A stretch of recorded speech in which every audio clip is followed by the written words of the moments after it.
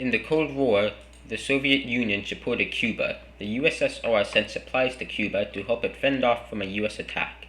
Later, the Soviet Union decided to step up the game and sent nuclear weapons to Cuba. The United States found out, and the fact that nuclear weapons were in Cuba was greatly distressing.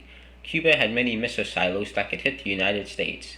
The United States set up a blockade of the Caribbean to prevent Soviet ships from aiding Cuba. However, a group of 4 Soviet submarines was sent with the task of resupplying Soviet forces in Cuba. Due to the blockade, the submarine flotilla was ordered to halt their advance right outside the blockade zone. The submarines then decided to go on ahead and dived underwater to avoid detection. On October 27, 1962, the U.S. fleet found Soviet submarine B-59. The U.S. didn't want the submarine going to Cuba, so they tried to signal it to surface. The fleet dropped depth charges close to the submarine as a warning to try and make it surface. One of the officers on board thought that war had already broken out between the USSR and the USA and decided to use the special weapon, given to them on orders that it was only to be used in dire emergencies. It was a nuclear torpedo.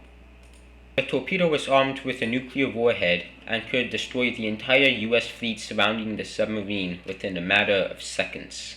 To launch the torpedo, however, the officer had to have the consent of 2 other leaders on board the submarine.